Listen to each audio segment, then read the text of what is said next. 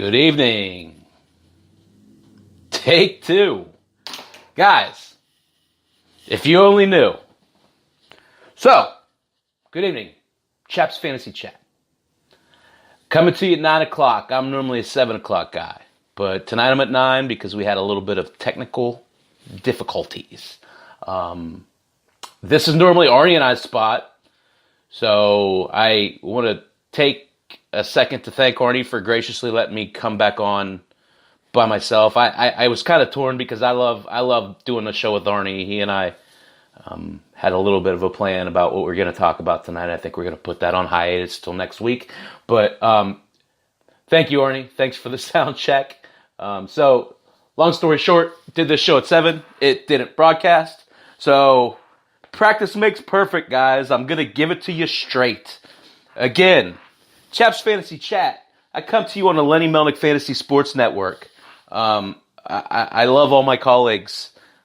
Even in times of frustration, they are here. Thank you, Andrea, for just talking me off the ledge a little bit when I was so bad that I just realized that I wasted an hour of my life. But I won't waste the next hour of your life. Please, I got a lot of great stuff to share with you. I'm going to say it better this time because I've said it once. So what are we going to talk about tonight? We're going to go through, and so first off, just going to try to talk about things from a different perspective because I feel there's a lot of regurgitation. There's a lot of stuff that gets repeated time and time again. I will do some of that, but I'll try and keep it minimal. So we're going to start out. We're going to run through the standings. Again, we're going to talk about it from a little bit different perspective. We're going to talk about some hot teams. We're going to transition from that. We're going to go into our players of the week and some other players of note that have been swinging the bat or throwing the ball well over the past week. From that, we're going to transition into the injury capsule. Arnie gave you a bunch of bad news at 6. I'm going to give you some positives, right? So let's talk about what's going on with some guys coming back, okay? We'll talk about that, and from that, we will transition into some regression candidates, so both positive and negative, okay? Got some good stuff planned to talk to you about there. And then, of course, what we're all here for is the waiver wire ads. I like to try and come from a little bit different perspective. So, thanks for tuning in. Let's get started, shall we? Just before we get started, let's talk real quick. First thing I want to take note, I'm a history guy, so I think it is of note when you have a guy who is, even this early in the year, contending for a Triple Crown. You kind of pay homage to him. So Mr. Bellinger currently is still sitting above 400 at 407. He has the number 1 batting average. He has 37 runs, which is first in the league. He has 38 RBIs, which is first. And he and his boy, Christian Yelich, now you have a new player. Mr. Springer is now at 15. Bellinger's at 14. He is sitting at 3rd, but he's 2 away from the lead there. So it'll be an interesting race all year. I think this guy has staying power. I'm interested to follow it. So let's talk about standings, right? What's going on in the standings? What are some things that maybe we can look at and we can capitalize on? Because we're always looking for the advantage. So start out in the American League.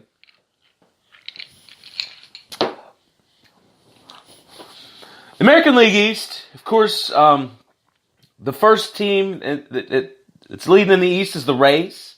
They have a .615 winning percentage at 24-15. Followed by the Yankees, who are playing with one arm tied behind their back, if you will, Arnie. They're only a half game out, but they're hanging in there, right? The Red Sox are fighting. They're 3 games back. They're starting to surge a little bit, followed by the Blue Jays and the Orioles. The interesting point of the East that I saw was, you get the normal stats on a lot of these things. But the thing about Tampa Bay, and I started thinking about this when you saw the Yankee series and how many Yankee fans were in Tampa for that series. Tampa's one of those anomalies. They actually play better away from Tropicana Field. So they're 12-5 away, and just 12-10 at home. So I don't know if that's good or bad, but I know it makes sense why it's happening, right? So they'll have to continue to play well on the road to keep this lead. So that was kind of my interesting takeaway from the East. In the Central, of course, Minnesota's doing really well. They're at 625. They're 25-15. They have a 4-game lead on the Indians, followed by a 6-game lead on the White Sox and a 6.5-game lead on the Tigers. The Royals at 11.5 are bringing up the rear there. The Twins, on the other hand, are 13-8 at home, so they play really well at home. They kind of have a little bit of mojo going on in Minnesota. It's been fun to watch. So in the West, here's the stat that I really kind of picked up out of all this in the American League. The Houston Astros have the best record in the majors at 27-15. They have a 643 winning percentage. Guys, they're 16-4 at home. That record is really impressive. Now they're a 500 team away, but they're 16-4 at home. The other number, there's a bunch of numbers in Houston, right? So they're 9-1 in their last 10, and they've won 6 straight. Their run differential, guys, get this. This really stood out for me. Their run differential, they've scored 76 more runs than their opponent. That's significant. That's significant because it's early on in the year. That's a lot of runs, okay?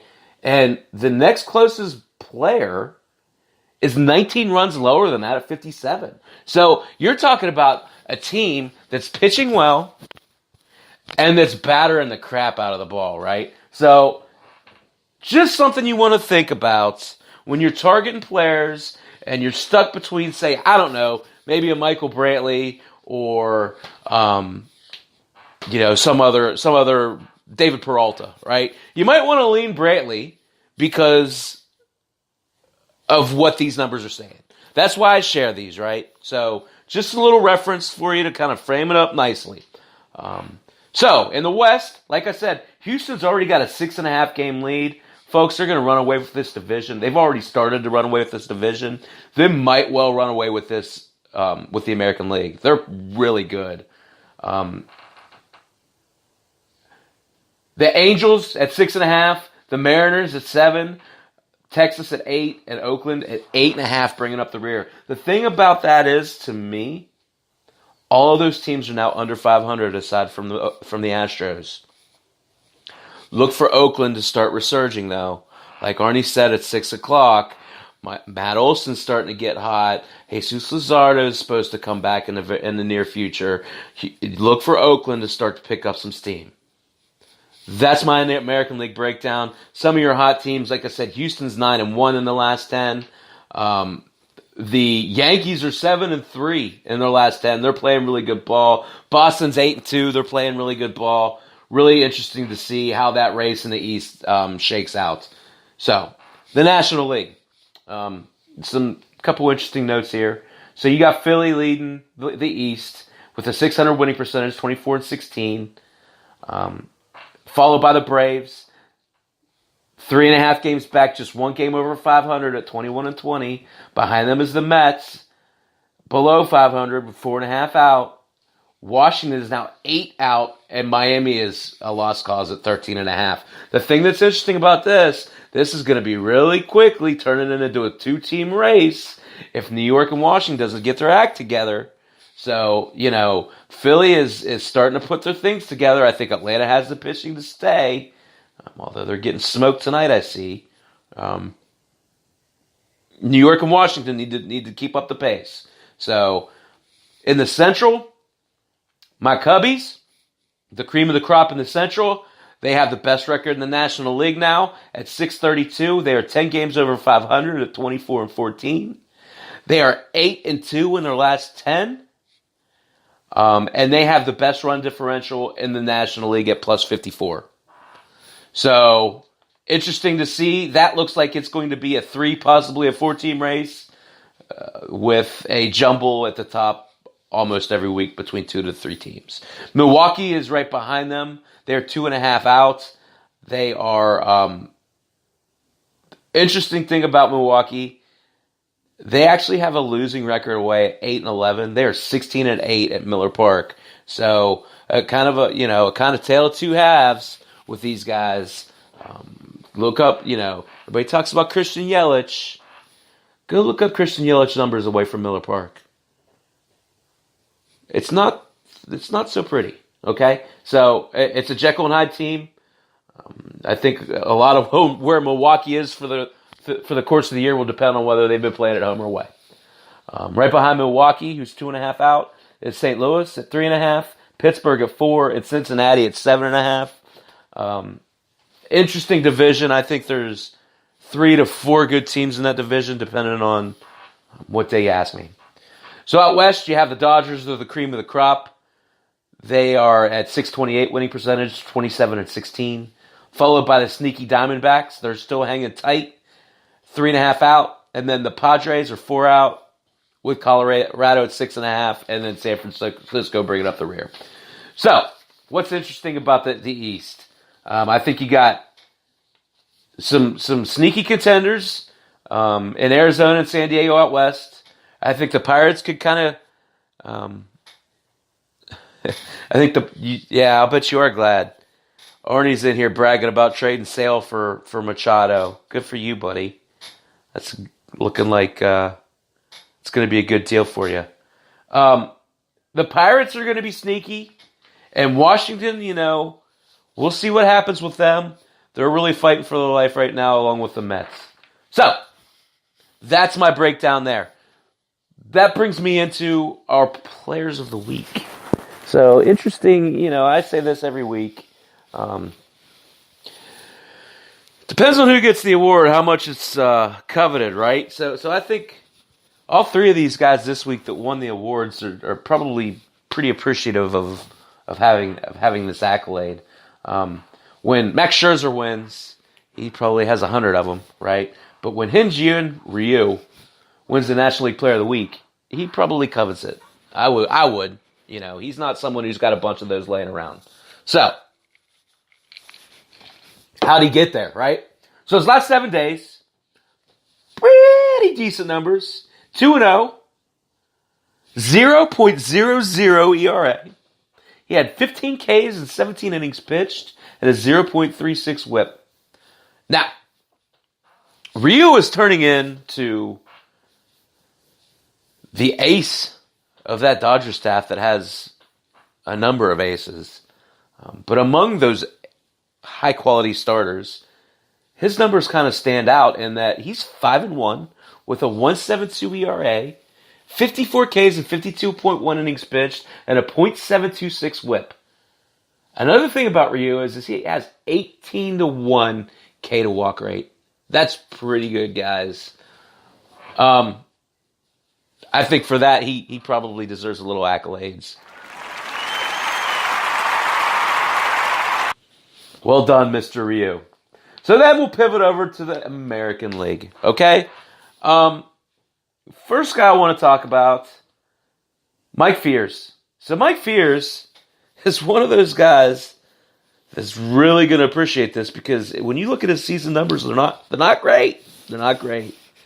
On the season, he's 3-3 with a 5.12 ERA, 38 Ks and 51 innings pitched, and a 1.22 whip. So nothing really stands out there, right? But over the past week, in 2 outings, Fiers was 1-0 with a 0.64 ERA. He had 10 Ks and 14 innings pitched, a 0.64 whip. Now, granted, one of them was this no-hitter. But 2 really good starts out of Mike Fiers, and definitely worth the recognition, so kudos to him. The other MVP in the AL is an offensive guy, George Springer. George Springer, folks, put up some softball numbers last week, okay? George Springer hit .519 last week. He was 14 for 27. He had 4 homers, 10 runs, and 9 RBIs. Now, those are all really good numbers. But fact of the matter is, Springer's having an equally as good year. He's hitting .323. He's got 15 homers, which puts him